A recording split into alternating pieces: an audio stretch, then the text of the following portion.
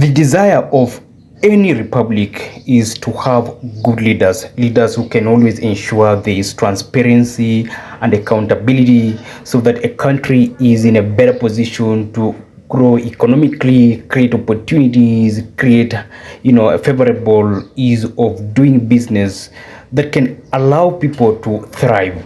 So today in Kenya, people have decided that leadership is not just for men, and that's why in 2022 Kenyans elected even female governors. In Nakuru we have Susan Kihika, who previously served as a senator, and later people elected her as governor. And also it happens that their current senator is female.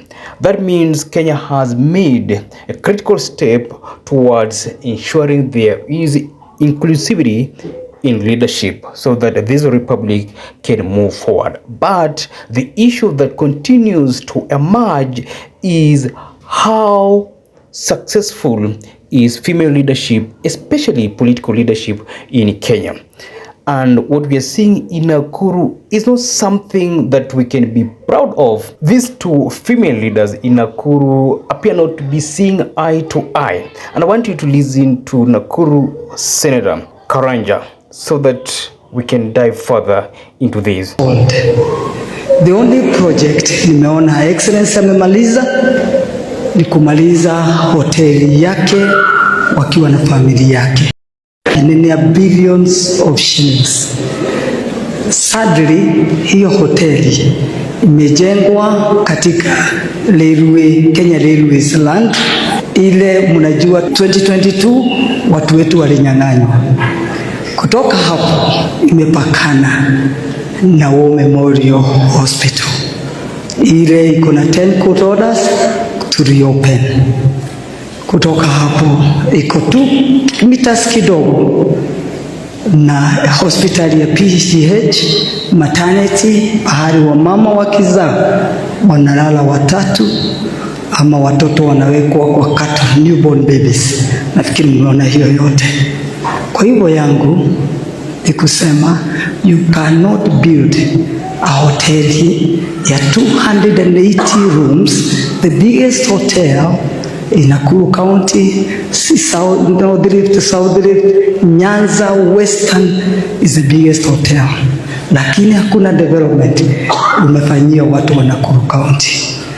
Ni 8th floor, it's next to the State House. Kwa hivyo hata security ya State House yetu hatujui. Kwa hivyo that is one of the petitions tutapeleka kwa Senate, tukifungua Senate in February, kwa sababu tutarudi Senate. Nifufue niulize, kwani watu wakuna power gani? Unajenga hotel next to the State House na wanajenga na hoteli na pesa ya Nakuru County ile mimi nimelete, wakati hakuna any development. Kama angetumia. First of all, I really do not know how Nakuru is performing, as a city, because right now it's not Nakuru town. Now we talk of Nakuru city. And as a county also, I really do not have much details, but what I know, their governor went missing for some months because she had gone to the United States, to deliver her beautiful twins. And congratulations, governor, on that. And also during that time, Nakuru, residents complained and continued asking, where is our governor? So I really do not know how effective her leadership was when she was out of the country for what she went there to do. But what I also understand is that Susan Kihika and Karanja have not been seeing eye to eye. Perhaps Tabitha Karanja also wants to run for governor. So meaning they're trying to see who can win in 2027. And because of that, there's always exchange of words, throw this allegation, throw that allegation, I also throw, and all that. And that is how our politics is. But the allegation that has made me, record this video is that of Governor Susan Kihika building such a massive, such a humongous hotel which is good, for her and her family. If that hotel is being built and managed by her husband without her direct involvement, then I don't see a big issue with that. But questions around transparency and accountability, because here you are doing your own things so successfully, where you have this humongous hotel, but people are asking, how about us? The national government sends money. Are you delivering? If you're making key steps in your personal development, but as a county we are not getting anything and money is being sent, definitely questions around transparency and accountability and integrity will emerge. If truly the governor is investing a lot of money, not necessarily these 5 billion Kenyan shillings, because that is a lot of money, but anything that is such a huge figure, then people should question, how come, governor, you are doing such personal developments when on the ground we are not seeing much that you are delivering? But anyway, I also want to mention this. The problem with political leadership in Africa and Kenya, so to speak, is that people see such offices, when they hold political offices, they see them as personal property, or they see them as an opportunity to loot. That's the major problem we have, because people don't respect public offices. After all, they bribed voters to get into those offices. Yes, the issue of bribery is not a secret. People dish out money to be elected. People spend a lot of money to be elected. That is a fact. And when they get into office, what they do is to get their money back and accumulate more and more. That's what is happening. And while in office, the only way they can connect with people is again by, giving them handouts. Because we've seen what has been happening in Nakuru. It is a festive season and our leaders are so generous. They want to share what they have with others. So they buy you foodstuffs. You go to their homes, you're given foodstuffs. And here, as a voter, you praise them. You say that they are doing something so good. So with that, you are unable to question the source of money for their personal development. It is always good to hold leaders accountable. I don't mean that leaders cannot make their own money. They can make some money legally.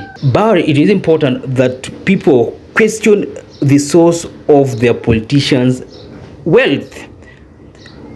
I know sometimes they try to blindfold you with this generosity, where you are given some, handouts, where you are given food, where they appear to care so much. But when they are asked, okay, you received a lot of money, maybe from the national government, from donors, and all that. What have you done with that money to transform our county? I understand that in most cases, such questions do not emerge because voters themselves don't ask such questions. So that goes to tell you that as much as there is a leadership failure, perhaps in Nakuru County or any other county, voters are also to be blamed, because we are seeing them visit these leaders, and at the end of it, they are given something. They go back home with some food stuff. They go back home with rice, maybe 2 kgs of rice. They go home with the cooking oil. I understand that poverty is also a big issue here, because what is happening is that the political elite for many years have enriched themselves to a level of leaving a majority in poverty. So when the majority is poor, they then come as these generous people, as these magnanimous people who want to do God's work by helping you, by ensuring that you're fed, you're given food. But the biggest issue is, why not just use responsibly the resources given to transform the lives of people? Because what I am seeing happening across the country, where politicians are giving people foodstuffs, is not happening in these other societies where leadership is serious. I've not seen that happening in the United States. But does it mean that it's only African leaders that are so generous, that want always to share? I doubt if that is the case. What we have here is our leaders like playing with your psychology, playing with your mind. These people loot, and in return, you are given some crumbs. You're given something, okay, like foodstuffs. So they tell you, come to a certain place or come to my home, and you're given food. So you go home with food and maybe some money, like $10 or $5. So at the end of it, you'll continue praising these leaders without holding them accountable. Eventually, we see them, owning properties worth billions of money. And you will call it hard work, when in reality, it is not hard work. Okay, the statements I am sharing here, they're general statements, like based on observations I've made in this country. I don't necessarily mean that Governor Susan Kihika has stolen anyone's money. In fact, what I know is that when she was a senator, she did a great job. And she's this educated female leader that personally I celebrate, because for many years we've had only male leaders. So having her become governor, remember this, she defeated a male governor, is something that we should say it is commendable and praise her. But that one does not take away our responsibility to ask hard questions around transparency and accountability. Yes, this allegation from Nakuru Senator are so impactful, and if she's just making a political statement, it is fine for political survival, but damaging to the person being targeted.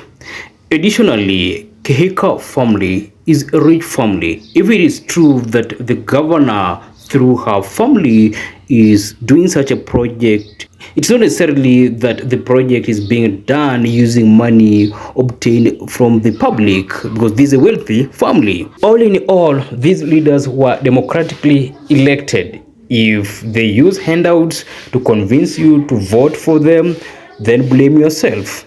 But what remains important is you holding your leaders accountable so that they are responsible in the offices they hold, and demand that they do what is right. And if there is any money lost, I pray that it can be recovered. But what is important again is that our leaders kindly serve your people. Serve your people. Don't put self-interest ahead of public interest. What do you think about the current allegation against Nakuru governor?